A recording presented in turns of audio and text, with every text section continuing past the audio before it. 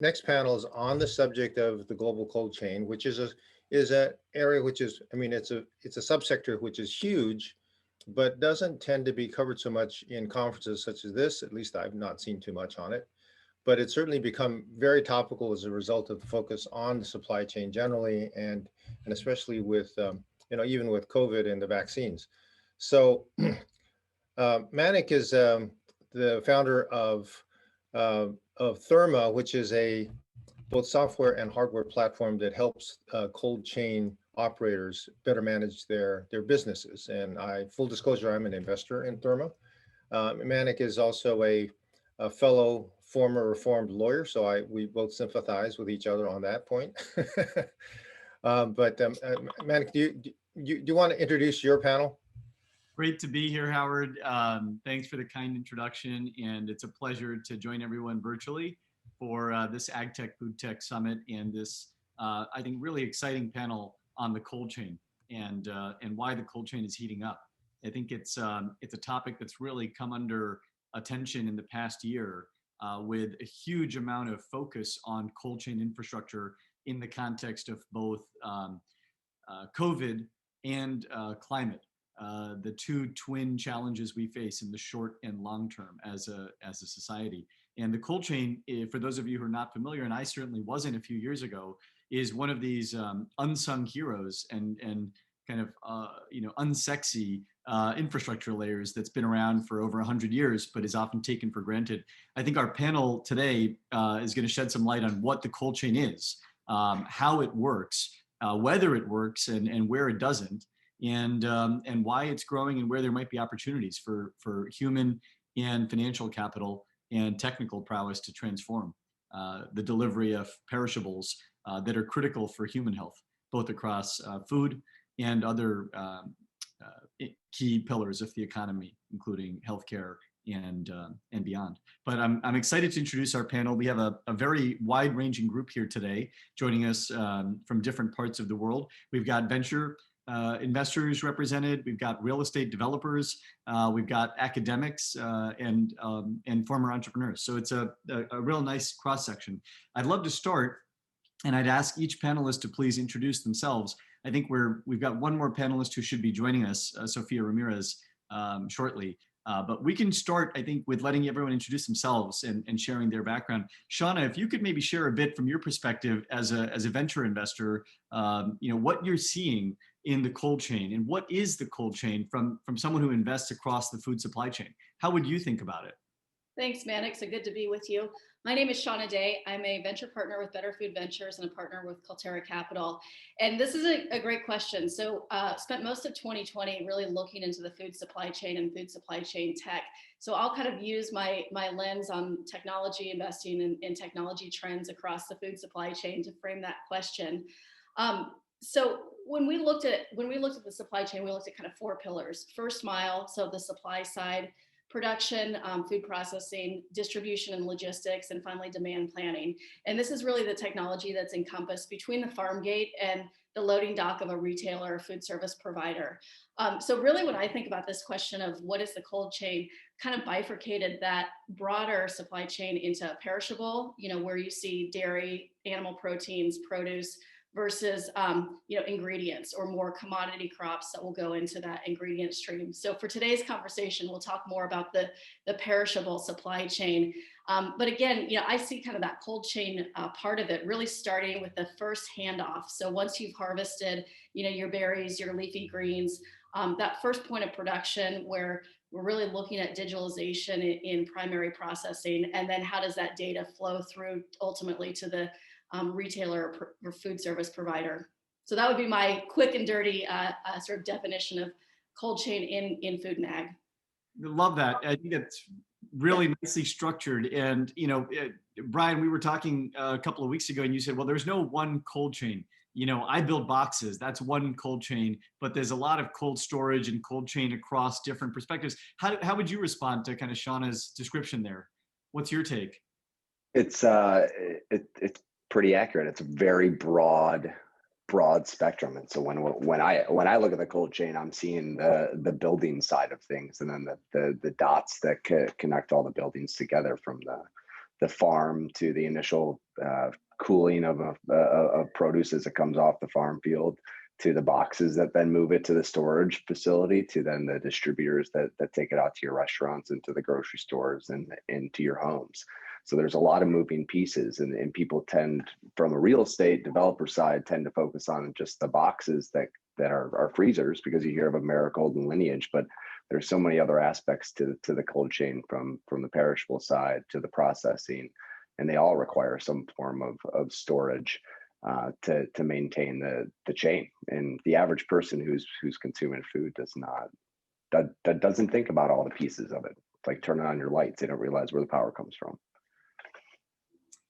I think that's one of the themes that you'll hear in this panel. I think there's a lot of someone described the cold chain as ubiquitous. You know, it's everywhere, and at the same time, it's kind of operating under the radar, because so much of the infrastructure is hidden from consumers. Obviously, there's no one cold chain. I think one of the themes that's come up is that the cold chain looks very different and has been very different in many various parts of the world, in many different geographies and environments.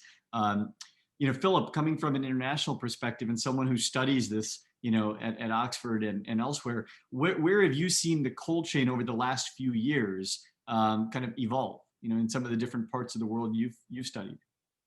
Thanks, Manik, and a pleasure to be with you. Yes, I'm Philipp. I'm a researcher, a postdoc researcher at Oxford, where we have the Future of Cooling program, and I lead our work on the international cold chain and new research insights, and is certainly fascinating. So you know, Manik, when you think about cold chain, there's kind of to the levels of complexity we've already heard from Seana and Brian. I would probably add two more. One is the one that you just described, is the one in geographies. So in the US, cold chain coverage is estimated to be around 90%. So 90% of the food that benefits from cooling is actually being cooled. That drops all the way down to 10 to 20% in China. So even, you know, a relatively far advanced emerged economy like China still has massive problems with cold chain coverage. And then if you look at some countries that I focus on, specifically in sub-Saharan Africa, these numbers drop to less than 5%, where the food waste really occurs at the before the food even reaches retail. So there's huge differences there. And the second aspect I would like to add is you know, you can look at this from a supply chain perspective, but there's, of course, if you have a systems view, cold chain is so fascinating from a research perspective because it interlinks the energy system, the transport system, and the food system. So you really need to understand all three of them at the same time to have any sort of leverage in order to change it into a more sustainable way. So it's fascinating, but also very, very challenging. Very thoughtful, I think, kind of layering in terms of frameworks to consider, and the kind of intersection of energy, transport, and food systems, kind of the cold chain sitting at the intersection of those three, I think is another really thoughtful framework for folks to consider, both from a where are the gaps and where are the opportunities for future state. And Sofía, great to have you on as well. And coming from another international perspective, you're a former entrepreneur and venture partner now in Latin America, working in the food supply chain. What have you seen? And you kind of talked about crawl, walk, run in our last conversation about the cold chain. Can you unpack that a little bit? When you talk about crawling, what was that looking like a few years ago? And are we walking or running today? Yes, sure. Well, my experience, I joined. I was the first employee in a startup that started on 2014. That wanted to extend the shelf life of the fruit, and basically reducing its respiration. So the cold chain was a crucial part of it. But in 2014, for example, there was non-integration. For example, the shipping lines, they didn't have the container information, the container logistics integrated. So there were, and I think that today they are, but less, many times that there were not possibility to ship anything on a river container. And not because there were not, but there were not availability, but because the logistics was not integrated and it was all managed in Excel spreadsheets. So in that way, it's like, and this was 5 years ago. And we're talking about one of the largest companies, like not one, like one of the most important areas of supply chain. And if you just start with that, at that point, it was incredible how no integration or less, like not very much integration it was, how much traceability, it was more on spreadsheet and a lot of human like typing, so typos goes to typing, and in that way it was a challenge. And I had the opportunity with this company, like we opened in 15 countries in 3 years, and there was one thing is the lack of cold chain infrastructure, but it's also there is maybe the understanding of how important is the cold chain for certain products, especially fresh products, was not there too. Like how important it is to lower the temperature as fast as you can from harvest up, you know, like and it's because if you do not have the infrastructure, maybe you're not that aware of the importance of it. So that's something that we cross like many times in countries, not only Latin America. We were in 15 countries. We were from South Africa, Kenya, but also in Rotterdam, in Spain, in China. Cold supply chains is another thing. So I think that 5 years ago, if you don't have the main logistics company, like shipping lines, at least interconnected with their logistics, or managed through Excel spreadsheet, it was a thing. It was a thing. I mean, it's kind of amazing to think that 5 years is not that long ago. 5 years is really not that long ago. And I think one of the themes that that we've talked about offline, and I think can unpack today, are even today there are huge gaps in the cold chain. I mean, 5 years ago feels like an era. And 10 years ago feels like an era differential. But what I heard in these comments was there's a lot of interest right now in building out infrastructure across the cold chain. However, huge portions of the cold chain are still undeveloped or underdeveloped. As Philipp was speaking to, many parts of the world have only a small portion of their perishables even refrigerated and moving through cold chains. And in environments where cold chain exists, Sofía, you're talking about a lot of the gaps in that cold chain infrastructure. It's often analog. There is not a lot of interoperability. Where there is some interoperability, it's still highly fragmented and siloed. And so without, and of course the infrastructure itself is limited. There's not a lot of development right now, and there's a need for a lot of development. So why is the cold chain heating up? I mean, that's one of the central questions, and what kinds of opportunities will that create, which we'll come to. But what do you guys see as drivers of the cold chain? Maybe kind of coming back full circle, Seana, for a moment, as a venture investor working on ag tech and supply chain, what are some of the secular drivers, behind this kind of cold chain? Yeah, I mean, I'll give you kind of a real world example. Let's say that you're an avocado packer shipper, and you're shipping your avocados from Peru, and they leave your loading dock palletized, looking good, right, ready for market.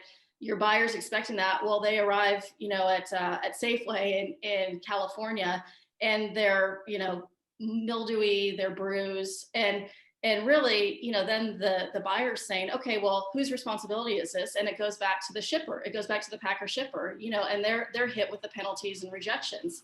And that's a real world issue. But what happens in between is the real challenge. That's the real blind spot. So as we're kind of looking at the innovation ecosystem here and some of the interesting companies, one of the key things that is a consistent theme is the ability to attach images, through the supply chain. And then have those kind of content or data management systems that have, look, this pallet was shipped, here's what the temperature was as it was in its cargo hold. Here's what the transportation and logistics, the data looks like. And you can actually have that chain of custody, that chain of responsibility with the visual verification of it. And I think that's where we're really starting to move. It's still very early days, to be sure, but the innovators on the front end of this are really able to think about how they can integrate visual imagery into those into those applications. So that's one, one example of how it's changing, but those blind spots in distribution and logistics have created some real sort of accountability challenges, I think, up and down the supply chain. And that's really what we're talking about in terms of needing to have those linkages, needing to have that interoperability so data gets shared, and again, those visual representations. Great example. I think as a passionate consumer of avocados in California, I can speak both at a human level, but also at a systems level.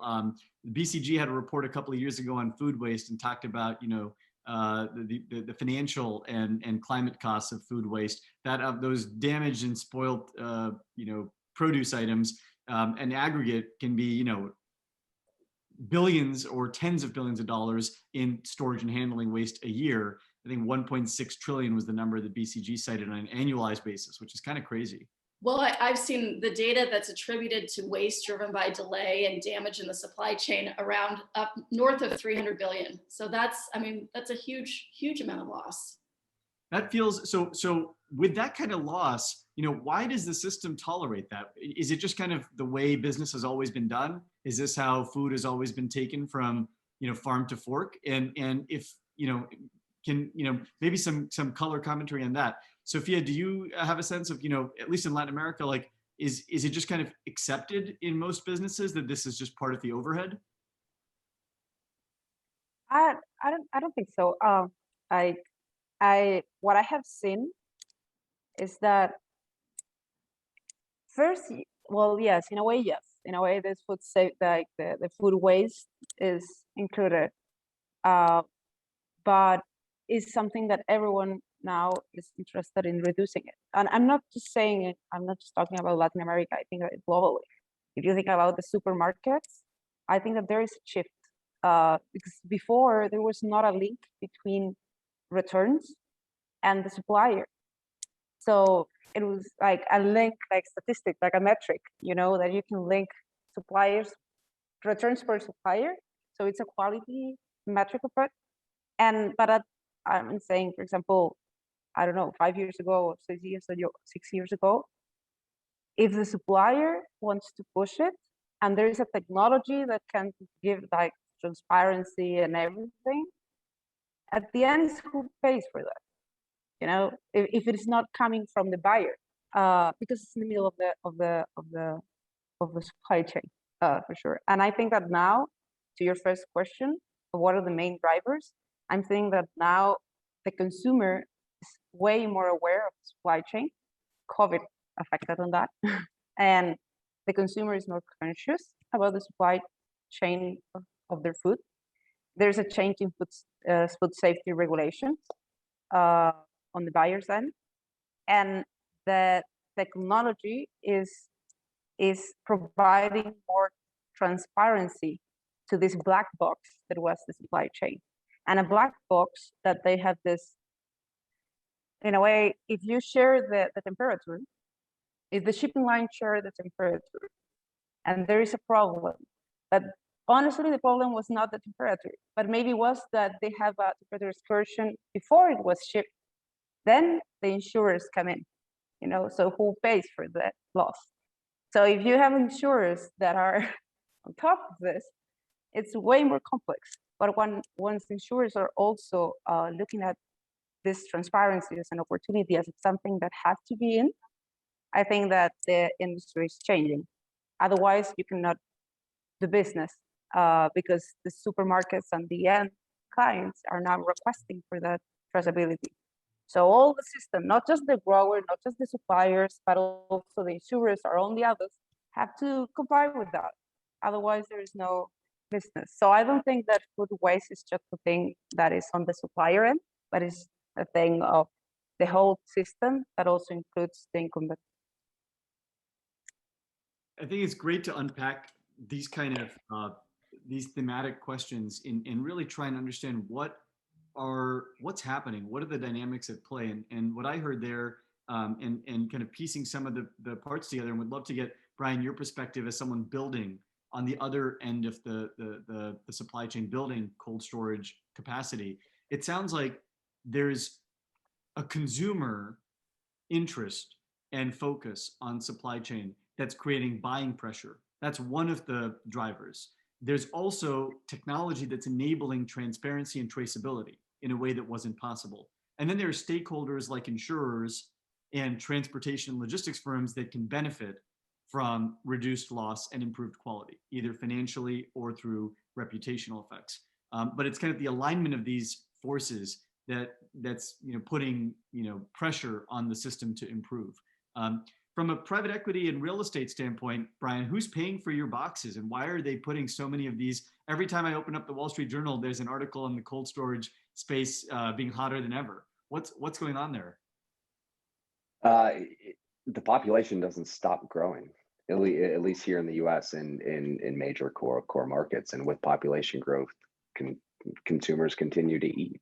And one big thing that we see consistent in all of the markets that we operate in is the average age of a cold storage facility is 40 plus years old at this point. So with that is the clear height and the amount of cube that a facility is able to fit within it. And you're seeing a demand and a drive towards more efficient facilities, not only from an operational standpoint, from electrical consumption, but from an efficiency standpoint of maximizing the cubic storage within a space. So you're seeing a lot of these older facilities, more antiquated, that aren't in that cubic efficiency. They're shuttering down and closing, while newer, taller facilities are opening up your 50 to 100 foot clear freezers. And that's a big driver for what we see in the market. And as far as the logistics companies and the shippers are looking for that efficiency so they can compete and reduce their costs overall for the end user instead of continuously increasing those costs. And as you kind of think about those drivers, Brian, do you see, you spoke about capacity. I mean, I hear a number of drivers, but I hear two themes. One is capacity, the other is efficiency. It sounds like we need both. We need more capacity and more efficient capacity, and those are both driving new construction. How is technology, and innovation more broadly playing a role in that? I think it's an opportunity to transition to some of like what could be happening. You're seeing more innovation come into play. The concept of automated facilities to where you have a robot that's picking and packing your product, but that's not the entire industry. It's typically the larger players who can afford to the capital costs that are associated with the technology. They're pretty extensive. It's nearly the cost of a building itself to put in the infrastructure. So you don't see all players playing in the space. So in the cold chain, it consists of not only large players in large logistics companies, but a lot of smaller mom and pop operators, and they're just looking to become the most efficient that they can within their capital means and still operate without having to sell or close shop to compete against the larger guys.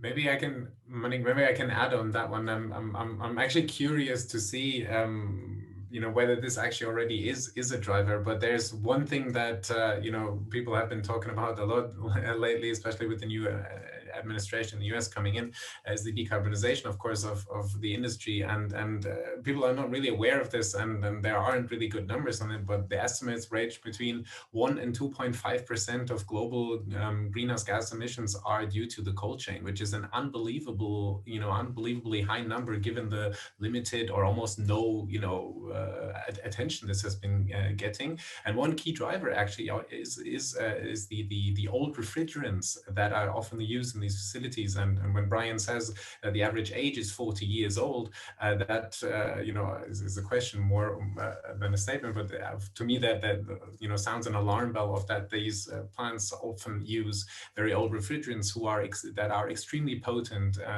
climate gases. I think they're several orders of magnitudes more powerful than CO2. So I could also see one other driver being actually this need to decarbonize, or this need to reduce greenhouse gas emissions, which on top of energy efficiency actually needs to take care of these extremely, from a climate perspective, extremely dangerous refrigerants as well. Really kind of if that isn't a wake-up call or kind of an alarm bell, it ought to be. I think when you take these factors and combine them, the cold chain is still largely underpenetrated around the world, which means it is rapidly growing because of population, consumer preferences, and as several folks have talked about, the ways in which consumer behavior and visibility into supply chain is shifting. So cold chain is growing and going to continue growing. And the current cold chain, it sounds like, is still pretty inefficient. There's a lot of gaps, and those gaps cause both financial loss, product loss, and emissions. And if the cold chain grows at the rate expected, I've read numbers like 8 to 11% CAGR.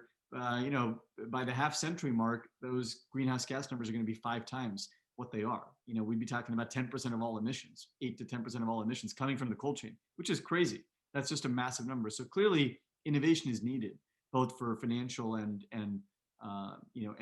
planetary reasons. What kinds of innovation are we seeing? And Philipp, maybe just building on something you said. I know you've worked with small producers and small logistics players in places like Uganda, and shared some stories from the front line. What kinds of innovations are you seeing on that end of the supply chain? With some of the SMBs.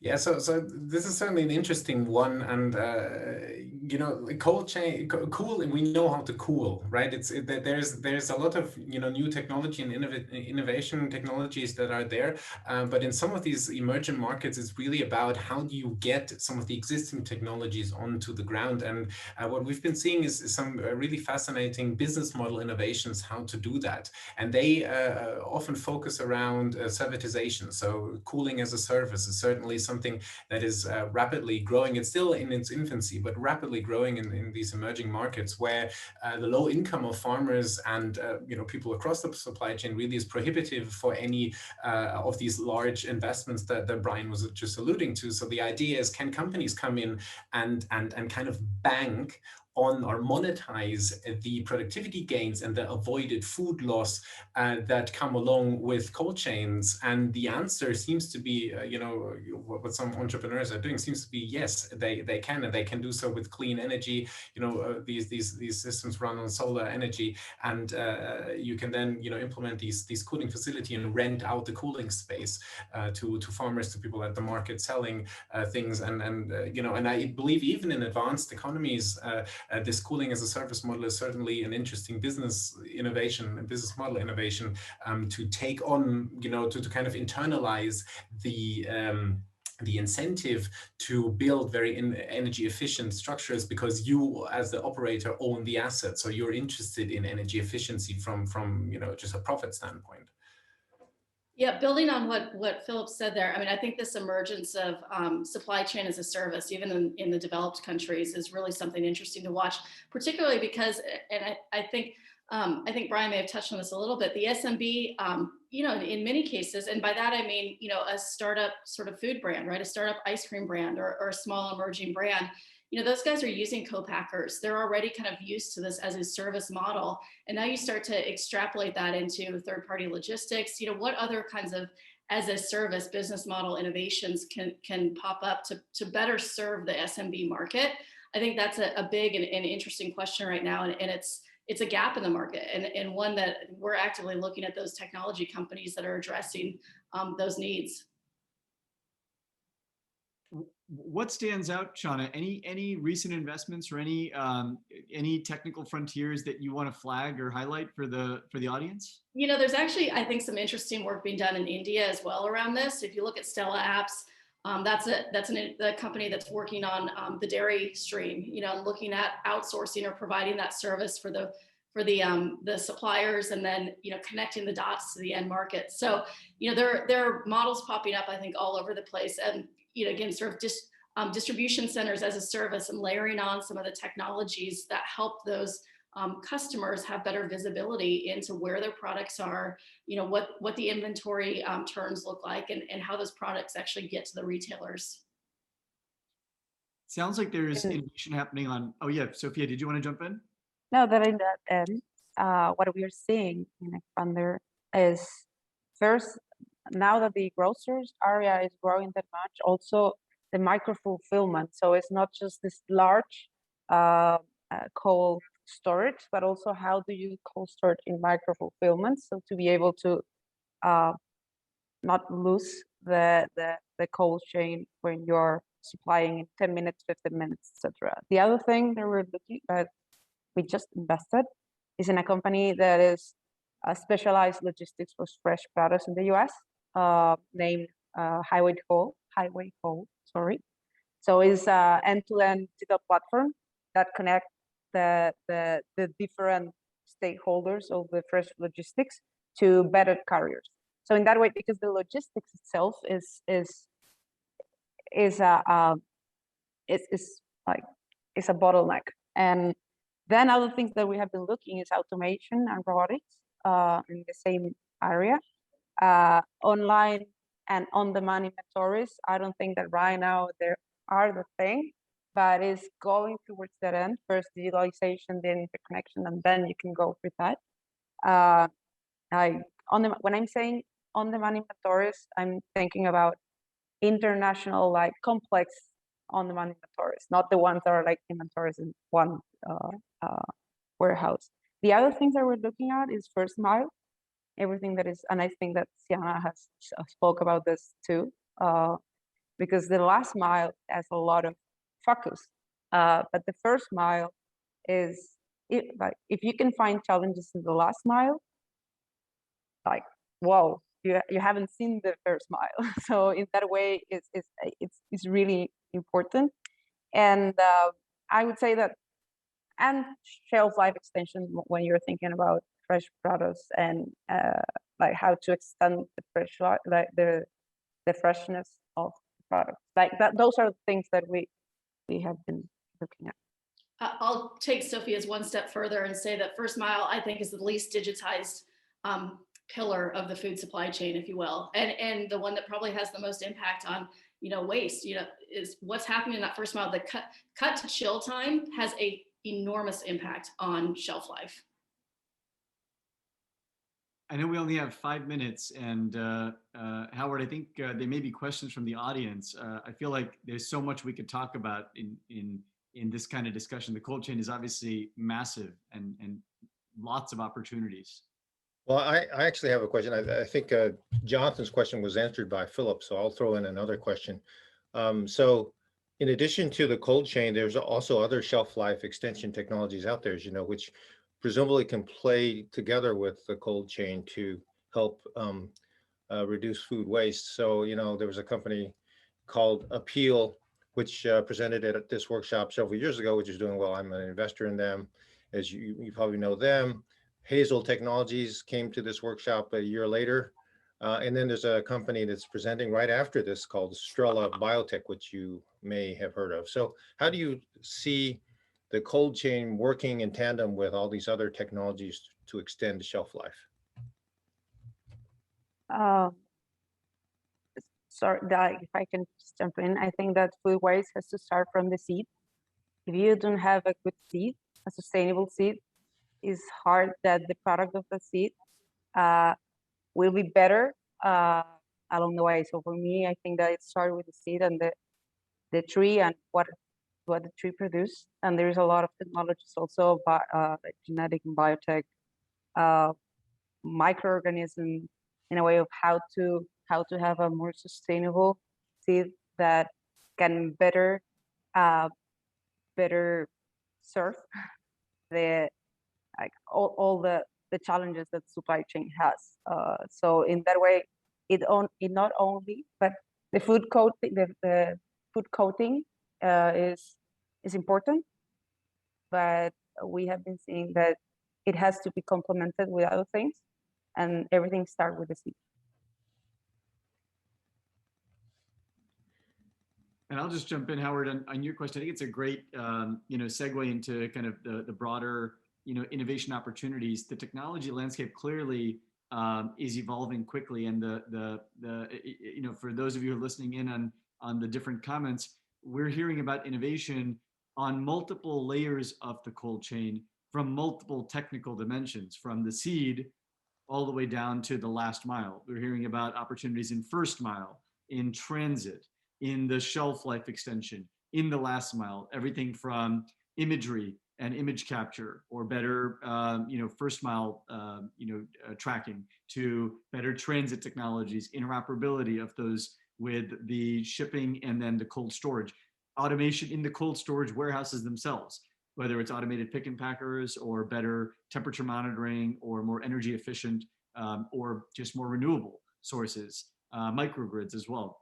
And then we're hearing about micro fulfillment centers on the other end as you get to last mile, and opportunities to kind of reduce waste and loss there. So one thing I heard in this conversation was every segment of the cold chain is in need of innovation, and there's innovation happening on it. That innovation is sometimes biologic, sometimes technical from a mobile workflow standpoint or cloud standpoint, sometimes from an energy demand standpoint, sometimes from an infrastructure construction standpoint. And the whole infrastructure layer itself is underdeveloped. So the whole thing needs to grow multifold. It's just, I think it's a fascinating area for innovation and capital, human and financial. Just for those of you listening in, wanted to add that commentary. Well, Manik, too, you may want to just say a couple of words, about your own solution, because you're part of the technological wave of innovation as well. So maybe you want to say something. Very kind of you, Howard. I lead a startup based in the Bay Area called Therma. We build smart cold chain technologies. We use a combination of IoT sensors and data technologies, AI and machine learning, to help reduce energy waste and product waste in various parts of the cold chain that have historically been unmonitored or under-monitored, where we see dumb refrigeration, and we see opportunities to kind of overhaul that in ways that save businesses money and help protect human health and planet health. We work across food and pharma supply chains, and so it's been exciting to get to know the cold chain. My own background, I joke with Howard, I'm a recovering lawyer like him, worked in the Obama White House as a junior policy advisor, got into tech because I thought you could build tech for problems of human consequence, and just stumbled into the cold chain. Totally unexpected. The only connection I had was I grew up in an ag town called Fresno, California. So I had walnut orchards behind my house. Never worked in ag prior, but it's at the center, I think, of human flourishing. And to Philipp's point about the climate impact, all of these innovations can both save businesses a lot of money, help consumers get better quality product and more of it, especially as the world grows. To Brian's point about population growth ain't stopping. And these are huge emissions drivers that we can kind of capture and help improve our sustainable future. So thanks so much, Howard. I think we might be out of time, but Yes. I don't know. Unfortunately, we are out of time, but this has been a terrific panel. And that was a great wrap up, Manik. Thank you, Sofía, Philipp, Brian, and Seana for your remarks. And we're going to now have to go on to the next session of startups.